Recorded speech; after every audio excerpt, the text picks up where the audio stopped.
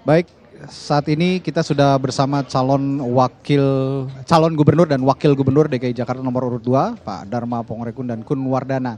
Saat ini sudah bersama kita semua, juga ada teman-teman dari media yang akan memberikan pertanyaan kepada para pasangan calon, termasuk juga pasangan calon nomor urut 2. Kami batasi waktu untuk rekan-rekan media selama 15 menit. Untuk mengajukan pertanyaan, silakan mengajukan tangan dan sebutkan nama dan dari media mana, silakan. Baik. Rekan-rekan media yang bertanya, silakan. Silakan. Izin Bang, tadi sempat agak keras suaranya Mas. Nama saya Edi dari Rakyat Merdeka. Tadi sempat Ridwan Kamil mempertanyakan masalah mungkinkah Jakarta ada pertanian. Tadi cukup mungkin beliau juga tidak puas ya. Ini bagaimana Dharma Kun dan pasangannya mewujudkan pertanian yang ada di lingkungan Jakarta yang saat ini kan minim wilayah untuk bisa ditanami pertanian. Ya. Sangat mungkin, ya, sangat mungkin Pak. Gunanya untuk apa? Untuk perwujudan pangan mandiri. Jadi setiap kecamatan kita jadikan kota wisata sehingga pertanian mandiri di situ bisa berkembang. Kami akan menyiapkan tim ekonomi adab yang terdiri dari guru-guru honorer dan juga ahli di bidang pertanian yang akan mengajarkan kepada rakyat untuk membina rakyat dan sekaligus memberikan apa? Memberikan bibitnya. Jadi bukan saja kami buat programnya lalu kami lepas, tapi kami punya pola membina dari mulai merangkak, berdiri, berjalan, sampai berlari, sampai menghasilkan, dan tadi tidak akan kami lepaskan sampai kami selesai menjabat, kalau Tuhan izinkan. Kalau tidak Kompas TV mau melanjutkan pertanyaan yang tadi aja, kan tadi kan mungkin bahwa mewujudkan pangan mandiri di Jakarta tuh akan berhasil. Apa tanamannya yang paling memungkinkan untuk ditanam dengan tanah yang ada, kondisi tanah yang ada di Jakarta? Nah kemudian yang kedua, tadi yang menarik adalah ada debat mengenai tentang pariwisata, yakni Bapak menanyakan tentang suku Baduy ke 03.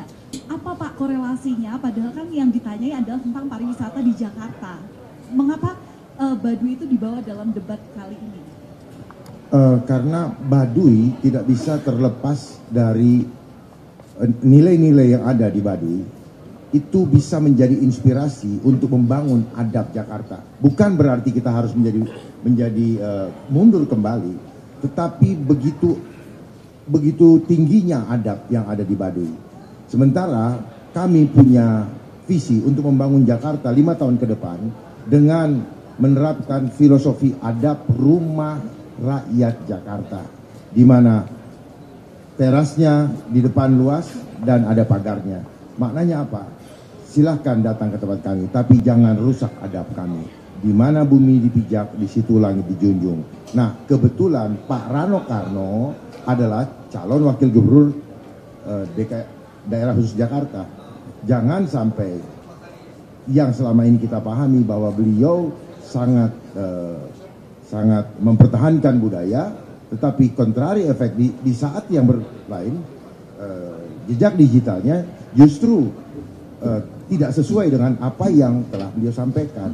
Karena Puun itu pemimpin adat di Baduy, khususnya Baduy dalam, itu tidak setuju Baduy dijadikan tujuan wisata. Bahkan ada kok dijak-dijalnya untuk mencabut Baduy sebagai tujuan destinasi wisata. Bahkan datang ke presiden pun meminta untuk dicabut. Itu yang saya tahu. Tanaman yang paling mungkin ditanam di Jakarta dengan sistemnya? Semua tanaman mungkin karena bibitnya dari kami. Apa yang mau dikasih?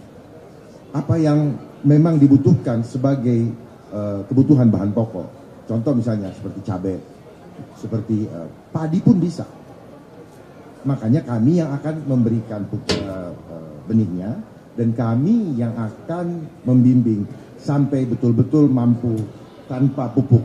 Karena pupuk harganya mahal. Dan ini bagus untuk apa? Untuk bagian daripada preventive medicine. yang diperlukan oleh kita semua, sehingga biaya hemat, tidak perlu sering-sering datang ke rumah sakit. Satu pertanyaan terakhir, silakan. Irin dari CNN, Pak, tapi memungkinkan tidak? Karena tanah di Jakarta selain mahal juga semakin sempit. Jadi orang lebih butuh rumah daripada butuh tanaman. Saya beri contoh, mari kita lihat ke Kampung Bayam. Kampung Bayam sudah betul-betul menjalankan, dan nanti Kampung Bayam akan saya jadikan prototipe untuk diikuti kampung-kampung yang ada di Jakarta yang lainnya. Kampung Bayam sudah berhasil. Makanya kenapa dibilang Kampung Bayam?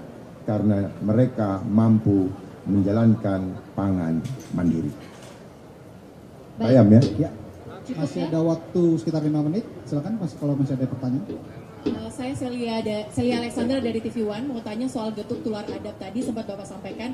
Tapi tadi Bapak sampaikan bahwa ibu-ibu yang libur dan juga cuti ini untuk WFH. Apakah nanti ibu-ibu yang menyusui ini akan bekerja juga dari rumah atau seperti apa menurut Bapak? Jadi begini, yang saya maksud dengan libur, ketika dia sedang mengasuh anaknya, dia bisa bekerja dari rumah, dia juga bisa mengikuti, tetap menjalankan getuk tular adab. Getuk tular adab ini apa? Yaitu pusaran ekonomi Jakarta, di mana rakyat tidak perlu lagi mengejar uang, tetapi uang yang mengejar rakyat. Jakarta menjadi bonggol dari pohon akar, di mana akarnya akan menjalar sampai ke global. Rakyat akan otomatis mendapatkan insentif dari setiap biaya promosi, manakala masyarakat merubah produk dengan produk yang ada di Jakarta dan kerjasama dengan produsen yang mau menaikkan tingkat ekonomi di Jakarta, sehingga biaya cost marketingnya itu jatuh buat rakyat, dibagi untuk rakyat, daripada marketing di media laku tidak, gila-gilaan. Tapi kalau ini langsung rakyat menjadi marketnya. Dengan ketuk tular, maka secara otomatis dananya akan masuk menjadi milik rakyat, dan itu bisa diwariskan sampai cucu cicit, cukup dari rumah, sehingga itu bisa membangun ekonomi keluarga yang tadinya misalnya UMR-nya 5 juta, istrinya, anaknya bisa mencapai 15 juta sebagai upah layak, sebagai standar layak yang dapat menghidupi keluarganya. Tapi penyalurannya akan seperti apa Pak? Dari perusahaan ke ibu-ibu rumah tangga itu akan seperti apa? Tidak perlu disalurkan, cukup masuk ke website dan mengisikan aplikasi, lalu merubah kebiasaan menggunakan merek yang lama dengan merek yang baru milik perusahaan yang ada di Jakarta. Maka dengan kekompakan ini, Jakarta akan bebas dari kemiskinan, karena otomatis akan mendapatkan passive income dari setiap yang mengikuti program getuk tular adab. Ini ibarat mega koperasi adab. Ya.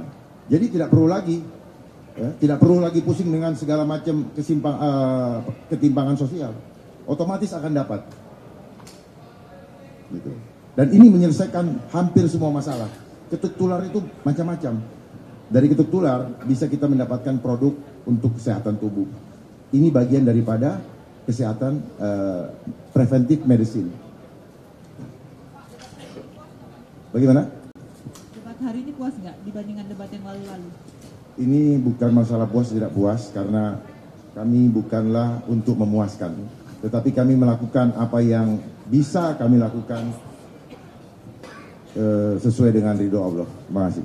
Waktunya sudah habis ya teman-teman. Terima kasih pasangan calon nomor urut 2 Bapak Dharma Pongrekun dan Kun Wardana sudah berbagi feedback kita terkait debat malam hari ini. Terima kasih dan sukses selalu Bapak-bapak. Terima kasih Bapak-bapak bisa meninggalkan Bisa tempat. melalui jalur ke sini. Silakan Bapak. Ya.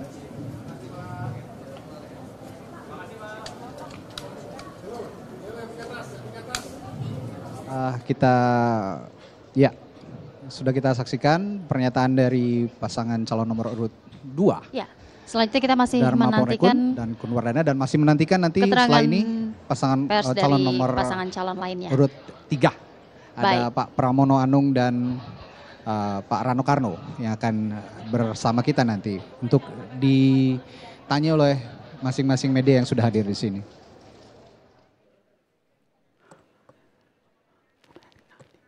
Baru saja kita dengarkan keterangan yang disampaikan oleh paslon nomor urut 2 yaitu Dharma dari Pongrekun. pasangan calon nomor urut 3, Bapak Pramono Anung dan juga Bapak Rano Karno sudah menuju ke tempat konferensi pers.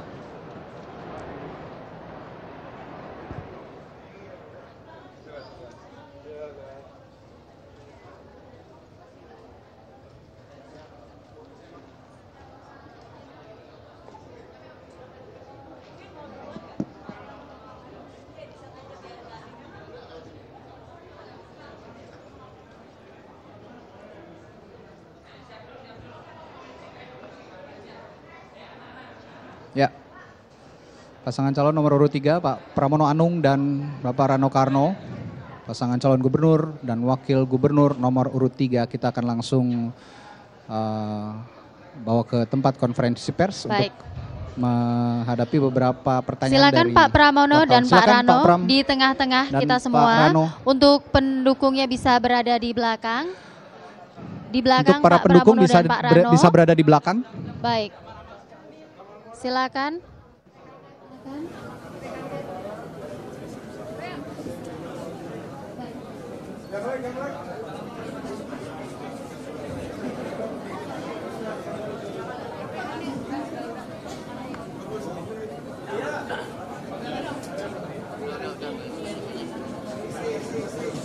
Sambil mohon tenang.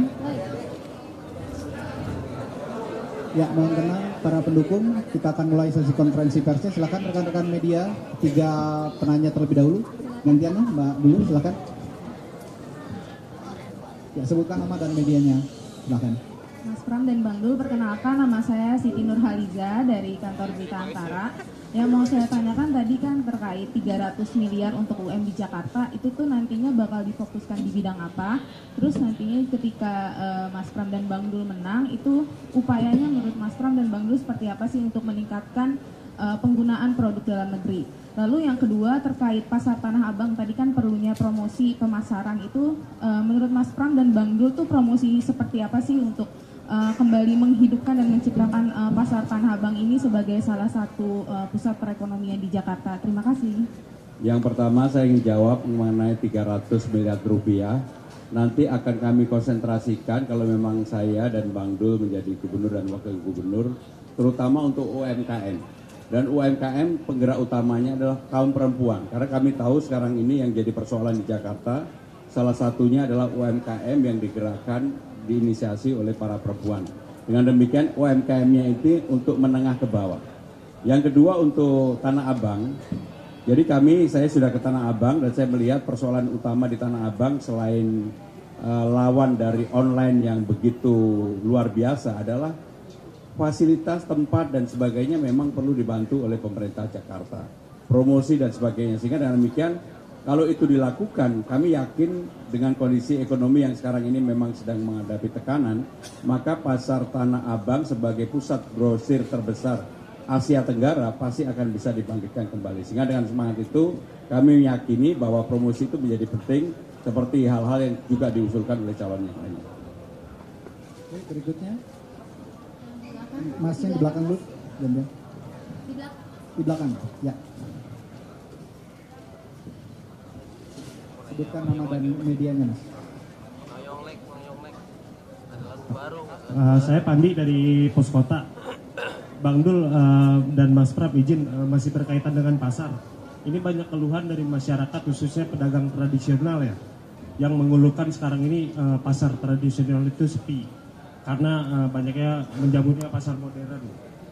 Nah ini bagaimana strateginya mungkin Bang Dul sama Mas Prab untuk mengaktifkan kembali nih pasar tradisional supaya hidup kembali itu.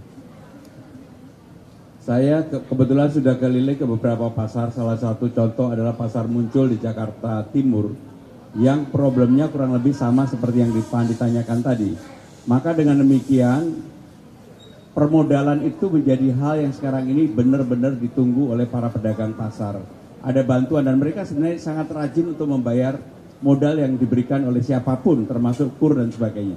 Sehingga dengan demikian selain permodalan, maka harus dibantu juga sarana dan prasarana untuk pasar rakyat. Karena memang persaingan pasar rakyat dengan pasar modern tidak bisa dihindari dan sekarang sudah terjadi. Maka pemerintah bertanggung jawab untuk melokalisir, relokasi pasar rakyat yang berkembang, yang memang tumbuh dari rakyat, itu harus dijaga. Dan itu menjadi tugas pemerintah daerah, termasuk pemerintah Jakarta untuk menjaga itu. Karena kalau dibiarkan persaingannya, apalagi dengan yang besar-besar, pasti pasar rakyat ini akan kalah, pedagangnya akan kalah. Untuk itu harus ada perlindungan terhadap mereka dalam kondisi persaingan yang seperti ini.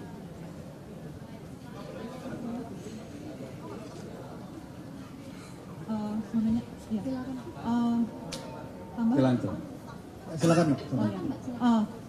Untuk Bang Dul, tadi ada salah satu jurus menekan inflasi di Jakarta adalah membangun hunian TOD. Nah, padahal sebenarnya di Jakarta sudah banyak hunian TOD. Namun sayangnya tidak bisa dijangkau oleh masyarakat, terutama di wilayah Jakarta sendiri karena daya beli, kemampuan belinya sangat rendah karena harganya mahal sekali. Jurus yang sangat spesifik yang akan Bang Dul terapkan nanti kalau terpilih apa sih untuk supaya masyarakat bisa mengakses hunian TOD itu? Oke, memang Jakarta ini tidak bisa cara lain kecuali vertikal. Itu dulu konsep awal. Kalau kita paksakan dengan bangunan tapak, Jakarta nggak akan pernah selesai menyelesaikan problematik tentang hunian. Nah, memang tapak ini kan banyak jenis. Ada rusunawa, ada rusunami. Kalau kita naikin lagi ada kondominium, naik lagi ada apartemen. Itu beda-beda, Mbak. Nah, tentu harus kita ciptakan adalah segmen mana harus kita ciptakan. Nah, tentu pemerintah daerah harus fokus kepada segmen memang sanggup untuk membeli hunian ini. Nah, jadi itulah pendekatan kami bahwa kita akan melakukan banyak sekali pembangunan di daerah yang urban. Karena apa? Kita akan menggunakan fasilitas atau lahan-lahan yang memang milik Pemda.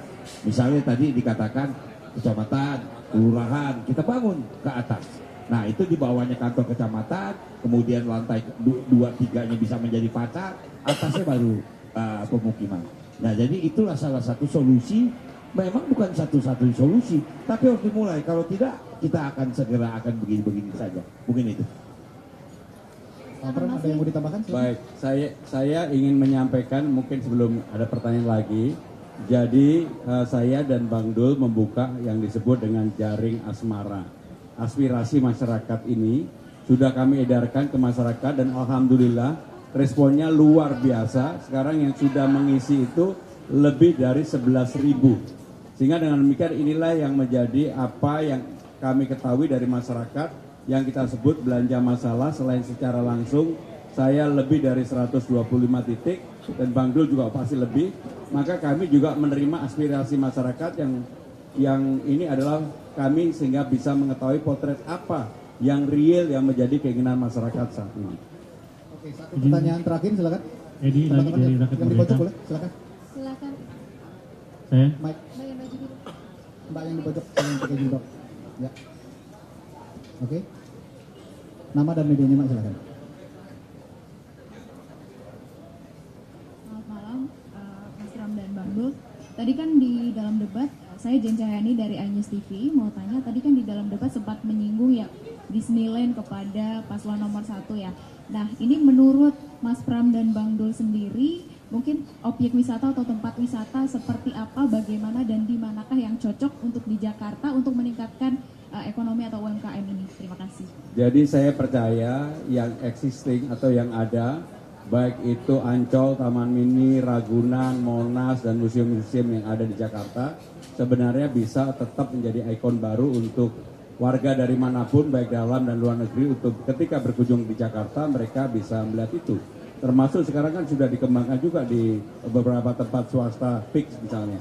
Sehingga dengan demikian saya bertanya bukan apa-apa, karena memang beliau menyampaikan baik itu ketika tahun 2018 maupun sekarang, sehingga kalau itu imajinasi, saya sangat menghormati imajinasi. Sehingga saya tidak mau membantah urusan hal itu. Demikian, makasih. Saya mungkin tambahin saja sedikit. Kemarin saya baru saja mampir ke 2 pulau di gugusan Pulau Seribu. Yang pertama adalah Pulau Bidadari, yang kedua adalah Untung Jawa. Nah, kebetulan nih teman-teman saya yang dari Pulau Seribu nih 2 hadir di sini. Saya sengaja berangkat dari Muara Kamal. Saya sungguh surprise bahwa pengunjung yang melalui Muara Kamal ini itu Taman Muara ini luar biasa. Saya juga agak bingung, kok mereka bisa tahu dari mana? Ternyata maaf, dia melalui sebuah aplikasi. Artinya begini, potensi yang ada di Pulau Bidadari dan pulau-pulau lain itu bisa di upgrade lagi. Cuman memang kendalanya masalah transportasi air. Tadi yang saya katakan. Kemudian di sana juga masalah adalah air bersih. Maka tadi saya tanyakan kepada calon yang lain. Nah, artinya tentu menjadi pelajaran kita bahwa Jakarta selain memang punya tempat wisata, tapi kita akan mengeksplor Pulau Seribu menjadi daerah wisata. Bukan wisata yang baru, tapi kita harus lakukan revitalisasi. Mungkin itu. Terima kasih. Yang terakhir dari saya dan Bang Dul tetap berkeinginan politiknya riang gembira. Jadi kalau ada debat dan sebagainya, kalau ada perbedaan, mungkin lebih baik kita selesaikan dengan riang gembira. Nggak usah kemudian ada yang sampai ngotot-ngotot. Menurut saya ini adalah bagian pendidikan politik yang dicontohkan oleh warga Jakarta kepada seluruh pilkada yang sedang berlangsung di Indonesia. Terima kasih. Oke, terima kasih Pak Pramono dan Pak Rekarno atas pandangannya di konferensi pers bersama media. Terima kasih juga rekan-rekan media atas pertanyaannya. Ya, silakan bisa Bapak. meninggalkan tempat. Terima kasih Bapak-bapak. Ya. Itu tadi pendapat dari atau tanya jawab dari pasangan calon nomor 3, Bapak Pramono Anung dan Rano Karno, Bapak Rano Karno. Ada sesi tanya jawab juga dari pasangan calon nomor urut 1, Bapak Ridwan Kamil dan juga Bapak Suswono.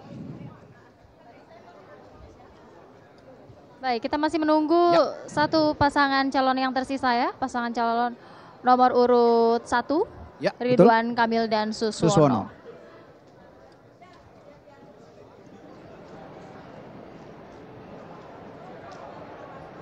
Kalau lihat debat tadi Happy, ini memang sangat seru dan mudah-mudahan keseruan debat tadi bisa setidaknya sudah membuka membuka pilihan publik, membuka preferensi publik terhadap siapa calon pilihannya, pasangan calon mana yang akan dipilih nanti pada tanggal 20. Betul sekali Radit, tentunya harapannya adalah semoga debat kedua yang baru saja berlangsung tadi ini dapat membantu memberikan wawasan kepada para pemilih di Jakarta terhadap seluruh paslon gubernur dan wakil gubernur Jakarta. Dan tentu saja habis ini mereka akan kembali berkampanye dan bersiap-siap untuk menghadapi debat ketiga nantinya. Betul. Pada tanggal 17 November 2024 yang tentunya akan memiliki tema-tema yang lebih seru lagi untuk akan mengangkat tema yang berbeda ya. Tentunya ini adalah tema yang pastinya sesuai dengan kebutuhan publik begitu. Ya, seperti tema hari ini juga sangat menyentuh langsung ke masyarakat.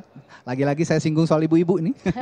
Karena tema hari ini adalah ekonomi dan kesejahteraan sosial. Perempuan juga besar sangat jumlahnya besar, di Jakarta ini. Dan bahkan lebih besar sedikit dari pemilih laki-laki. Itu jumlahnya sekitar 4.800.000 kalau saya tidak salah, dan pemilih laki-lakinya adalah 4.700.000 orang di Jakarta ini. Kita masih menantikan kehadiran dari pasangan calon nomor urut 1, Bapak Ridwan Kamil dan Bapak Suswono, yang tadi juga sudah mengikuti sesi debat untuk kembali hadir di tengah-tengah kita menghadapi sesi tanya jawab dari para wartawan di malam hari ini.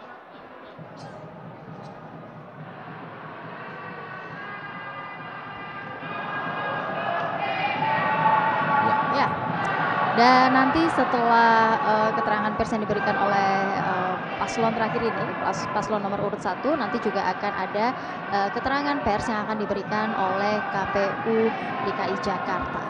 Tentu saja sekalian juga untuk mengevaluasi ya penyelenggaraan debat hari ini, apa-apa saja yang kurang dan apa yang harus ditambahkan, disempurnakan lagi nanti pada saat debat ketiga pada 17 November 2024 yang akan datang.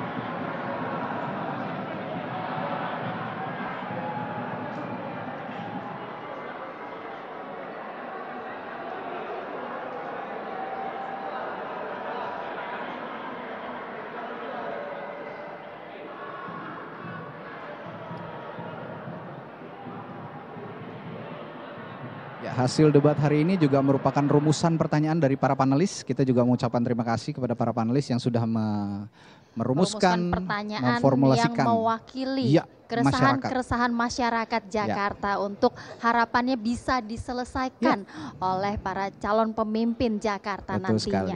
Dan yang paling penting Radi adalah jangan lupa bahwa Pilkada nanti akan dilaksanakan di tanggal 27 November 2024. Tentunya masyarakat, para pemilih Anda yang sudah terdaftar di dalam daftar pemilih tetap ini bisa menggunakan hak pilihnya. Caranya dengan pergi ke TPS, lalu gunakan hak pilih Anda di TPS. Ya, jangan sampai golput ya intinya. Betul. Jangan sampai golput karena satu suara adalah penentuan masa depan Jakarta ke depan. Dan adab atau kemudian getuk tular adab. Jadi tetap tetap menjunjung tinggi adab ya. Saya ke Mas Kauli. Mas Kauli, saya menarik tadi kata Bung Ciko kalau paslon nomor Pramono dan juga Rano saling melengkapi, kalau paslon lain tidak. Tanggapan Anda? Itu kan menurut Bung Ciko. Ya. Jadi begini. Kalau Bung Ciko nggak ridho. Silakan Bang. Gak apa-apa, yang penting warga Jakarta ridho. Yang penting warga Jakarta ridho. Jadi begini, bukan masalah serang atau menyerang ya. Dalam debat ya salah satu yang harus kita sampaikan adalah mengenai rekam jejak. Dan apa yang disampaikan oleh Bang Ridwan Kamil itu sangat akurat dan tepat. Kenapa? Karena membandingkan kualitas kepemimpinan kepala daerah. Bang Ridwan pernah menjadi wali kota Bandung dan menjadi gubernur Jawa Barat. Dan Bang Dul pernah menjadi gubernur atau wakil gubernur di Banten. Ini adalah perbandingan yang rasional dan fair. Kenapa? Dengan menggunakan ukuran indeks pembangunan manusia, tingkat pengangguran, pertumbuhan ekonomi dan sebagainya, itu hal yang fair untuk dibandingkan. Sehingga warga Jakarta harus ditanyakan, memilih siapakah pemimpin yang sukses seperti Bang Ridwan Kamil ataukah Bang Dul di Gubernur Banten. Adu rekam jejak itu penting, adu rekam jejak itu penting dan itu bisa diklarifikasi terkait indikator-indikator yang ada. Tadi disebutkan masalah indeks pembangunan manusia. Bicara pendidikan, bicara kesehatan, maka indikator yang bisa digunakan adalah indeks pembangunan manusia. Dan Bang Ridwan menyampaikan itu. Kenapa indeks pembangunan manusia justru turun? Dan Bang Dul mengatakan turun di mana? Turun di mana tadi? Di Banten. Oke, ya. Harus jelas maksudnya. Iya, di Banten. Dan kemudian Bang Rano bilang, ya kayak Bang Ridwan tidak tahu aja, saya kan cuma setahun memimpin. Tapi sebelumnya dia wakil gubernur loh. Ya, Bang wakil saya gubernur. Tahan dulu ya, mohon maaf ya, karena paslon Anda nampaknya mau konvers nih. Kita dengarkan dulu bersama. Mohon agak dipelankan suaranya para pendukung supaya kita bisa lancar menjalani prosesi tanya jawab dalam konferensi pers malam hari ini. Teman-teman ada yang mau bertanya? Silakan. Dari antara silakan. Nama dan medianya. Selamat malam Bapak, nama saya Livia dari Media Antara News. Terkait dengan hunian di atas pasar itu mungkin bisa dijelaskan apakah gratis atau bagaimana Pak? Ataukah jangka panjang atau hanya 2 tahun seperti misal Rusun Sentra Mulia Jaya? Apabila digratiskan secara APBD menurut Bapak apakah memungkinkan apabila sudah ada sekolah gratis, makan gratis, hunian juga gratis, APBD di Jakarta apakah memungkinkan? Kemudian sembako murah itu meneruskan dari program PJ Gubernur atau seperti apa? Terima kasih. Ya, terima kasih. Saya kira tidak gratis ya, tapi murah, kira-kira terjangkau. Nah, saya keliling kemana-mana, ya termasuk mungkin sebagian dari Anda yang media juga, rata-rata rumahnya kan menjauh dari pusat ya. Kemarin saya ketemu staf media ya, dia commuting 2,5 jam pagi hari, pulangnya 2,5 jam, 5 jam setiap hari, kasihan. Dia bilang kalau ada terjangkau di tengah kota kayaknya hidupnya lebih berkualitas kan. 5 jamnya bisa dipakai nulis, bikin konten dan lain sebagainya. Nah tapi kan lahan susah, maka dalam kewenangan gubernur ternyata ada pasar jumlahnya 140-an. Yang hari ini dalam teori kotanya masih single use, hanya pasar doang 2-3 lantai. Karena lahan mahal, itu bisa 3 fungsi, pasar di bawah, atasnya hunian dan lain sebagainya. Nah jadi bentuknya bisa dimiliki tapi harus dicek dulu yang namanya status BUMD Pasar Jaya. Jadi kita berinovasi dulu di aturan. Di luar pasar ada atas stasiun juga bisa, di atas jalan juga bisa. Kayak MRT di Blok M, emang dibangun di atas apa? Atas jalan, berarti kan bisa oleh sebuah peraturan. Nah tujuan baik ini mudah-mudahan mewujud pada sebuah keberhasilan. Sembako itu bukan program baru ya, Di mana-mana seluruh Indonesia sudah ada, saya melakukan itu selama 10 tahun.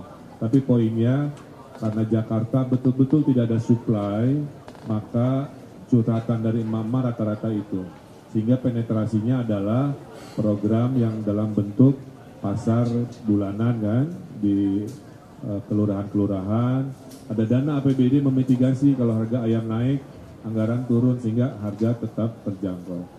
Dan tadi kontrak farming ya, ke Brebes, ke Sumedang, atau berinvestasi memastikan supply terjaga tanpa dihantui oleh fluktuasi pasar. Terima kasih. Oke, selanjutnya silakan Mbak. Nah, kan saya aktif dari Tempo, mau tanya, apa kan tadi Bapak sempat menyebutkan kalau di mal-mal di Jakarta itu harus menampilkan 30% produk UMKM ya Pak? Iya, nah itu nanti dan kalau nggak itu kan kena denda ya. Nah itu nanti sistemnya seperti apa dan apakah diterapkan di seluruh mal ini di Jakarta atau bagaimana, dan apakah nanti dari produk lokal itu tuh harus mendaftar dulu atau gimana nanti sistemnya? Ya, saya udah temukan penyakitnya ya. Tidak semua produk lokal itu presentable ya untuk kelas mall. Maka yang saya lakukan nanti, saya kemarin kayak ke USS ya, Urban Sneaker Society. Nanti geng mereka dikumpulin oleh si komunitas USS ini, dan saya nanti meminta dia kurasi supaya yang ngumpul di situ keren-keren kan, supaya desainnya juga kelas mall, kira-kira begitu. Kalau diserahkan ke individu-individu, banyak kendala. Jadi strategi kita adalah ngumpulin ke komunitas-komunitas, mereka yang mengkurasi mana yang keren, mana yang laku. Nah, tugas gubernur mengepus, memastikan persentase OTW 30%-nya dipenuhi. Tinggal lobby-lobby antar gubernur dengan pengusaha mall. Tapi itu keberpihakan kita ke UMKM. Saya pernah ke Korea, saya sampaikan, ada satu mall 5 lantai, isinya produk Korea semua keren. Saya beli banyak buat istri saya, dia happy. Nah, inspirasi ini salah satunya ya, bisa membuat produk lokal menjadi tuan rumah di negeri sendiri. Oke, silakan teman-teman yang lain. Ada yang mau bertanya? Pak Haji, ya. Oh, kirain Haji, waktunya. Pak, saya dari Rakyat Merdeka. Tadi kan sempat Pak Suswono nih, mantan Menteri Pertanian. Nah, ini kan mantan Menteri Pertanian zamannya Pak SBY. Nah, bagaimana mewujudkan pertanian yang ada di kota Jakarta, sedangkan polusi udara, tanah, bahkan air pun di Jakarta itu semua ngumpul di sini, polusi. Nah, ini kan jadi untuk pertumbuhan pertanian juga agak banyak yang berpikir apakah bisa berhasil atau tidak nih Pak. Ya, terima kasih. Jadi sebetulnya waktu saya menteri ada satu program yang namanya KRPL ya, Kawasan Rumah Pangan Lestari. Ya, itu adalah pertanian kota. Dan tidak perlu luasan lahan yang luas ya, dan itu bisa dilakukan dalam skala rumah tangga dengan pekarangan sekecil apapun, ternyata bisa ya. Dan dari hasil analisa ekonominya bisa mengurangi pendapatan waktu itu ya, kira-kira 10 tahun yang lalu itu antara 150 sampai 200 ribu per keluarga. Itu kan artinya pengeluaran keluarganya bisa berkurang kan. Jadi sesungguhnya potensi itu ada di Jakarta ini ya. Kalau kita lihat di beberapa tempat, coba Anda keliling, masih banyak lahan-lahan yang terlantar. Nah, ini nanti kita akan temui yang punya, kira-kira lahan ini akan digunakan kapan, dan jika memungkinkan bisa digunakan oleh anak-anak muda terutama yang memang berminat untuk pertanian kota ya. Jadi saya yakin potensi itu masih memungkinkan. Oke, teman-teman masih ada? Ya, terakhir kalau boleh. Saya Irin dari CNN, Pak, mau nanya ke Pak Suswono tadi soal sekolah, di mana sistem zonasi dan menggratiskan antara sekolah negeri dan sekolah swasta. Di Jakarta sekolah swasta rata-rata didominasi masyarakat kelas atas. Bagaimana kemudian menggratiskan sekolah-sekolah menengah ke atas itu Pak? Sistemnya seperti apa? Dan sistem zonasinya seperti apa nantinya? Ya. Jadi jangan lupa ya, itu sekolah-sekolah elit itu yang swasta yang mahal kan. Kalau itu tentu tidak perlu ada digratiskan karena mereka sudah bisa hidup sendiri. Justru ini sekolah-sekolah yang pada umumnya mereka ini di perkampungan ini tersedot ya, ada keluhan dari mereka. Pas setelah ada zonasi, mereka pada lari ke negeri. Yang kedua juga dia dapat gratisan, sementara yang di swasta enggak ya. Nah, inilah yang akan kita ratakan supaya mereka tidak perlu jauh-jauh terpaksa harus pakai angkutan kendaraan umum untuk menuju sekolah di negeri itu. Padahal di situ sesungguhnya ada swasta. Nah, tinggal bagaimana kita meningkatkan kualitas sekolah tersebut ya, dengan gurunya diberdayakan dengan pendapatan yang juga memadai. Oh iya, justru itu.